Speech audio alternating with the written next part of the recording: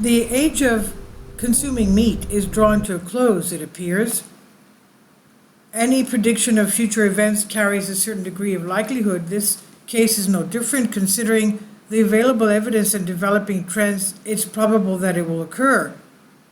We're ushered to the front line discreetly without any declaration of the primary objective. We're addressing the critical issue of the planet's population existence, nothing less, and soon humanity may transition from conventional food products to surrogates, substitutes engineered with the aid of artificial intelligence. For brevity, we'll refer to these as nutritional paste, NP, and those who choose to consume it as paste eaters, PEDs. The media are relentlessly promoting questionable dogmas and narratives somehow linked to the challenge of feeding people. They remain disparate, binding their time to act at the opportune moment. And what exactly are these dogmas? Animals deserve empathy. The acts of cruelty and inhumanity are deplorable, often clashing with religious teachings. The advantages of vegetarianism and veganism are notable. The methane emitted by animals contributes to the destruction of the ozone layer and exacerbates the greenhouse effect. Feeding the entire population is a challenge, necessitating the creation of alternative food sources from materials like oil and insects. For many, the cost of genuine meat, offal, butter, and milk is becoming prohibitively expensive. NP can be molded to perfectly replicate various items. Generally, people prioritize satisfaction, safety, and attractive packaging over content of their food.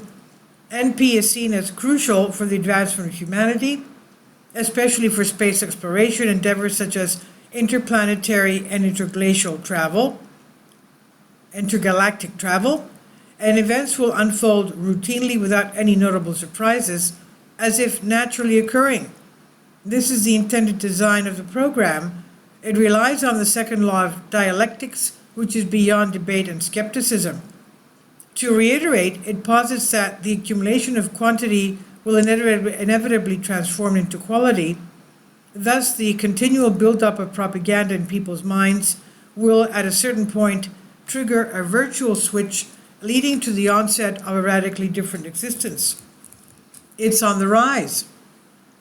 Recently, the European Union sanctioned the use of flour made from dried mealworms in food products, followed by additional of crickets, and now reports indicate that Singapore has authorized the consumption of 16 insect species. This list notably includes crickets, grasshoppers, locust mealworms, honeybees, and silkworms. The publication of their directive permits the importation of insects and their derivations for human consumption. We're convinced that this is just the beginning. Why stop at 16? Why not 100 or even 1,000? With such diversity, the global issue of hunger could well be on its way to a solution. There is an exception to every rule. To enhance the accuracy of predicting future events, it's crucial to revisit the principles of same dialectic.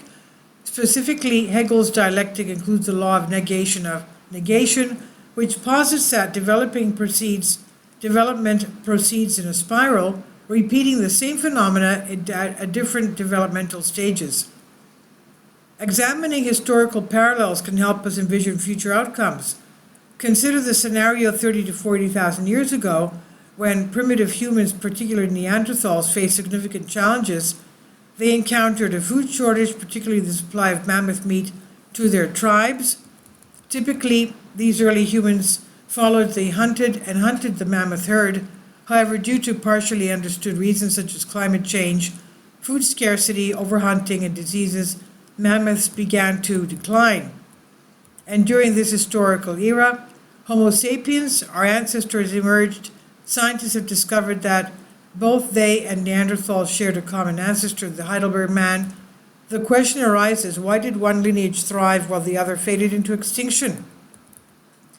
The consensus among scientists points to competition is the primary cause. Moreover, Neanderthals did not adapt their traditional lifestyle, particularly regarding diet. They did not actively pursue agile prey like rabbits and other small game. preferring instead to rely on mammoth meat, they did chase them, albeit half-heartedly. And about the Neanderthals, despite the fact that Neanderthals were considered primitive and cruel creatures, contrary to popular belief, they were a complex, intelligent species that used tools and were capable of a wide range of actions requiring mental abilities for destruction and reasoning, according to Wikipedia. The consensus among many archaeologists is that Neanderthals were not less intelligent than our ancient ancestors. In fact, the ratio of brain mass to body mass was even more favorable for them. They were simply different with unique characteristics. They left an indelible mark on our genome. There are indications that modern humans carry remains of this extinct lineage, even in certain traits and physical features. However, that is a subject for another discussion. Neanderthals did not vanish within a few hundred years. They persisted for many centuries through their birth rates and population numbers, even though their population numbers gradually dwindled to none. It's worth taking a moment to recognize that Neanderthals succumbed to their inability to adapt to the changing world around them. But what about us? What will happen to us? In ancient times, people were wholly reliant on elemental forces of nature and its bounty. Today, industrial capacity and regulations govern its use are the primary factors. Consider what would occur if the internet, electricity, gas, and water were suddenly and permanently disabled. The outcome would be dire. Moreover, even without such drastic measures, manipulation is possible. For instance, large corporations could seize the supply of traditional meat and dairy products to stores and markets, initially substituting them with flour, beetles, and locusts, and eventually with a uniform nutritional paste synthesized from fossil fuels. Humanity is approaching a crossroads: to preserve its essence or to transform into PEDs. A history has shown division into two factions is imminent. Presently, private farmers striving to provide healthy food are facing increasing pressure. Initially, there will be resistance, but the struggle will be imbalanced. Year by year, the challenge of surging costs, rigorous inspections, negative portrayals, and media slander will intensify. Proponents of traditional diets may resort to clandestine rearing livestock to sustain themselves. However, they will eventually be exposed, penalized, and incarcerated. They may retreat to the seclusion of forests and in uninhabited mountain reaches to evade civilization, and over time, it's predicted that only the PEDs will inhabit the earth. Their appearance will be different from ours. Just as modern humans, despite their external resemblance to Neanderthals, have distinct differences, so too will the PEDs gradually develop features that are atypical for us. Initially, they will no longer require teeth, which will only present unnecessary complications. Teeth will be removed in dental clinics, and eventually their development will be prevented through genetic engineering.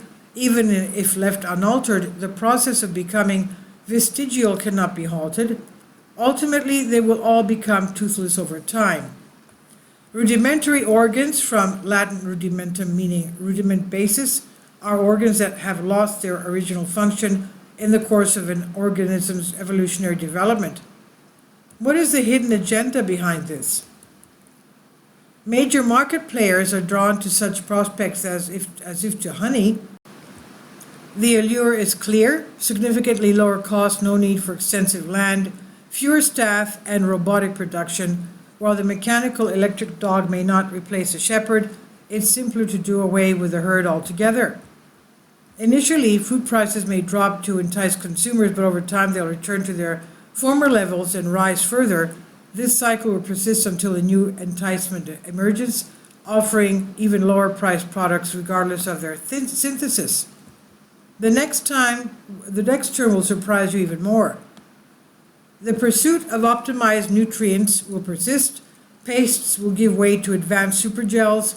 PEDs will evolve into JEDs. And next they'll address body size. Since taller individuals consume more energy, they'll need to be made shorter. They'll employ the establishment genome editing techniques to reduce their stature. Physical strength will become obsolete, with robots taking over in all sectors, including military.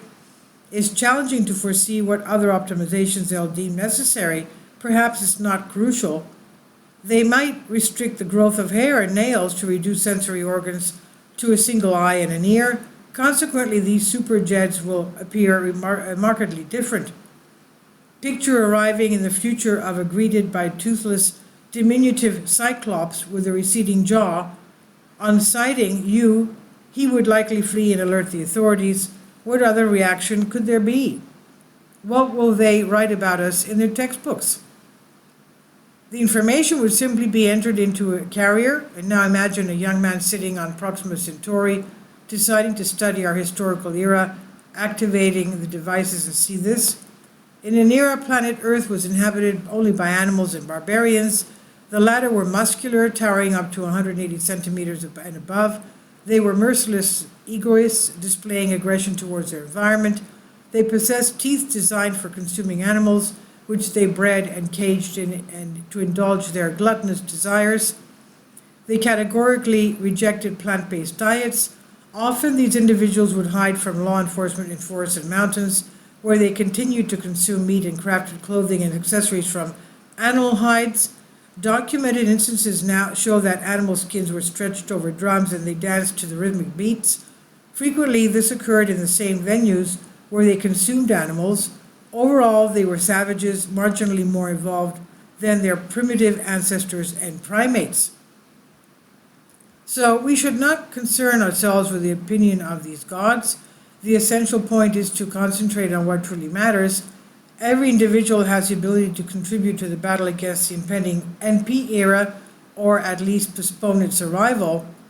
Be wary of propaganda. If claims that insects, worms, and other offal are beneficial arise, promptly disengage from conversation or shut the advertisement.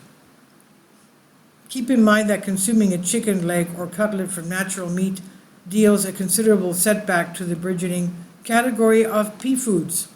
This is on Soul Ask. Please leave your comments and thank you for your support. Finally, support my Patreon account. The daily posts are 5 videos daily, and they are totally different from what I have on my YouTube channel. Thank you so much for your support and that you find all my content so interesting. You'll find the Patreon account details in the description box below.